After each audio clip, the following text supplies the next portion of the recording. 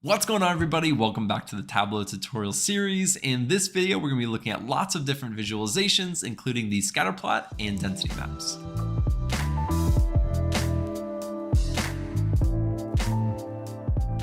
Now, before we jump into the tutorial, I have some very exciting news. In just 2 days, on October 7th, I am going to be partnering with Alteryx to host a webinar. This webinar is completely for data analysts who are wanting to change careers to become a data analyst. Now, you did hear that right. I will be the host of the event, but we will be bringing on guests as well who are industry experts who actually change careers to become data analysts, much like myself. They'll be sharing their stories of how they actually transition careers, along with the tools that they found extremely useful and helpful to make that switch. And they'll be giving lots of advice along the way. So if you are somebody who is wanting to change careers to become a data analyst or just wanting to learn about data analytics, this is an absolute fantastic place to learn a lot more about that. I will leave a link in the description, so be sure to go and sign up for that. Again, I'm going to be there, so it should be really fun. Without further ado, let's jump onto my screen and start the tutorial. Now, we are about to look at a ton of different visualizations. Over here, you can see just an array of them. But not all of them are ones that I actually think are useful or ones that I would actually recommend using. And so I'm going to take you through some of the ones that I absolutely think are worth learning and using and trying out. And I'm just going to kind of just show you how I might use them, how they might look, how you can navigate them a little bit. Now, before we do that, we do need to go download one data set. It's this Starbucks location worldwide. Yes, we're going to do a little bit of longitude, latitude here. And all we have to do is click this downloads button and it will download. We're going to do that into downloads. We'll save that. Yeah, I've already done that, but I'm doing this with you guys. I'm doing it for you. So let's go to our downloads. Now we have here, we want to come in here. We're going to copy it, or you can cut it. And then we're going to paste it here. Yeah, replace it. Perfect. And now we have it ready to go. We'll come in here. Let's do a new sheet. And I already have it in there, but I'm just going to show you what I would do. I'd do new data source. We'll do text file. We'll do directory, and we will open it. And let's see what data we have in here before we actually begin, just super quickly. We have the brand, so whatever company has it, and then a bunch of location information. Street address, city, the state. This is all in the United States. So that's basically it. And what we are going to do is we're going to go over to this sheet 3. And we have this directory 2. That's the one I just pulled in. Exact same thing as directory. But so the first visualization that we are going to look at is a bar and line graph. So what we're going to take is the year right here. We're going to take these global sales and these NA sales. And we're going to be doing this one right here. So this has a combination of two separate types of visualizations. So sometimes you just have lines, sometimes you just have these bar graphs or these bar charts, and we're combining the two. And it's very nice. I like how this looks. Now, if you notice, if I put this NA sales behind it, now it kind of cuts off. So now this global sales is in front. We're going to put that back. I just wanted to show you that. Right here, there's all some of global sales, some of NA sales. So if we go into this all, we click this drop down, we can change it to a line. We can change it basically whatever we want. I just hit Control Z to reverse that. But what we can do is we can go in here and we can change this color. And let's see if we can just make it red. Is that possible? See what I did? I made it orange. That works for me. Just something to stick out a little bit more. Choose whatever color you want. And this is a really nice visualization. This is one that I have used in the past. We're looking at global sales versus the NA sales. And so it's very easy to see the distinction between the two and how one was doing a specific year versus how the other one was doing in that same year. And so I really like this. If you want to do something like keeping it consistent, you can do 2 bars. I don't really like this one as much. And you can really change it up. There's lots of different ones that you can do. Again, I prefer the line, but do whatever you think is best. I'm going to change it back because this is not how I want to keep it. But there you go. So that is the first one that we are going to look at. Let's move on to the second one, and we actually will be using our Starbucks data here. Now, when you bring in data that has any type of map or address or postal code or things like that, or country, it's typically going to create this latitude and longitude, and it's going to generate that. Now, what we want to do is bring this longitude right up here and this latitude right there.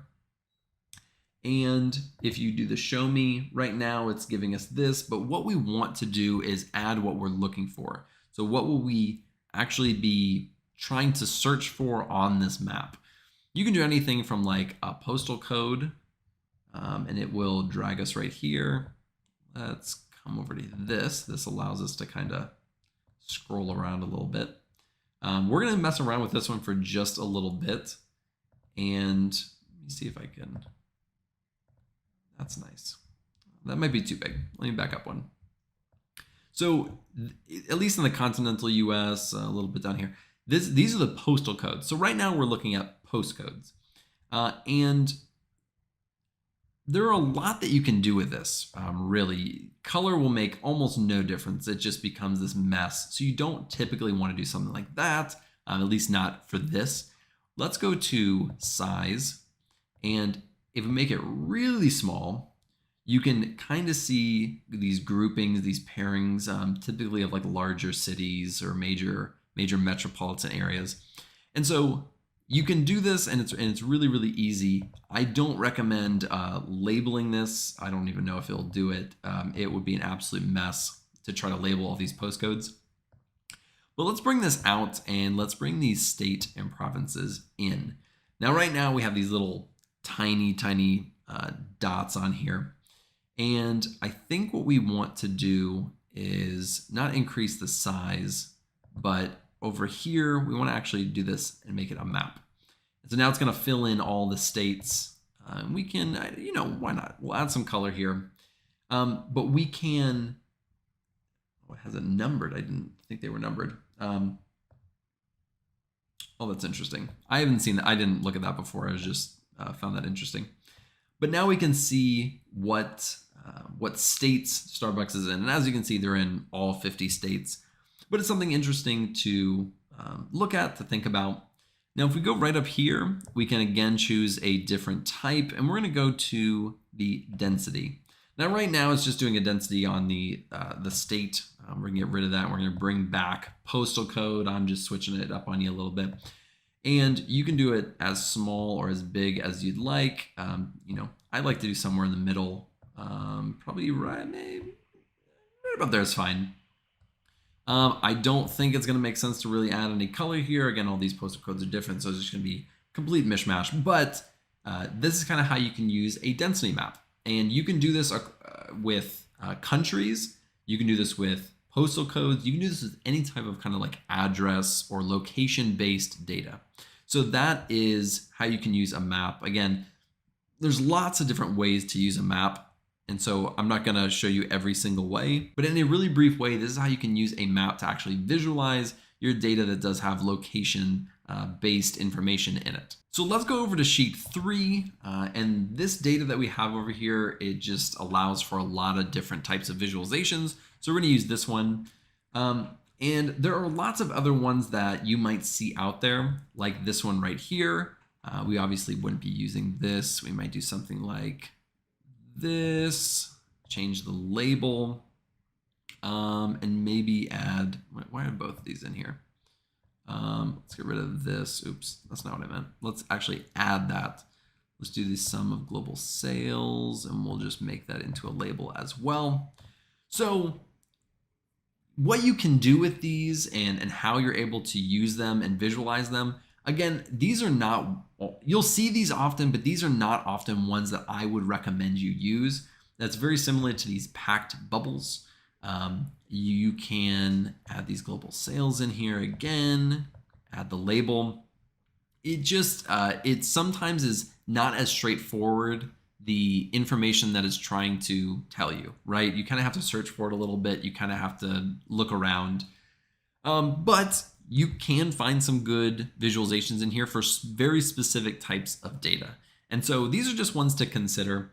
One that you'll see all the time is this guy right here. And let me see if I can expand this a little bit, because this is very small. Let's see. I have this. I just want global sales, and let's label that. The size. All right, how do I expand this? I haven't done this in a while. Let me just expand this. I don't use pie charts. What is happening? This is a incredibly large pie chart. Oh my gosh. I am making this, this is becoming a problem. There we go. And what I actually wanted to do was label the genre as well, as I've been doing in all the other ones. And we'll label this.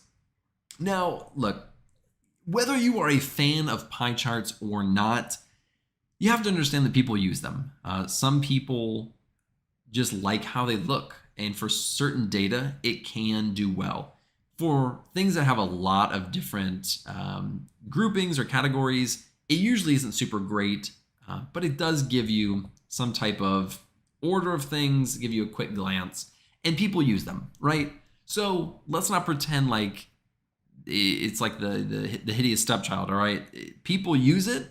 People have it in their dashboards and their visualizations all over. So it's best to just know what they look like, know how to do them, know how to use them best. Again, I'm not a super huge fan of it myself. I've used it once or twice, but one to look out for. And again, you can come over to here and use, it is called a box and whisker plot. It's good for these large distributions. You know, this is like the median, upper, lower. I don't use these a lot, but I know a lot of people who love them. Something to just look at and consider, mess around with it a little bit. It's pretty, I think, straightforward, and it does give you some good insight into your data if you know how to use it. Now, there is one last one that I want to show you. I'm just going to create it on a new sheet, make it easy. We'll do year here. We'll do sum of, let's do NA sales. Why not? And we are going to make this like this. Now, it's very similar to a line chart, but when we break it out by the genre and we add some color, you know, it's just a different way to visualize this information. You can, you know, potentially add some stuff in here, like some labels if you want to, depending on how it looks for you. But this is just another way to visualize the data. So wanting to give you guys some options, wanting to give you some things that you might want to look at if you haven't already used these before. These are ones, every single one that I've showed you are ones that I've at least used once. This one I maybe have literally only used once.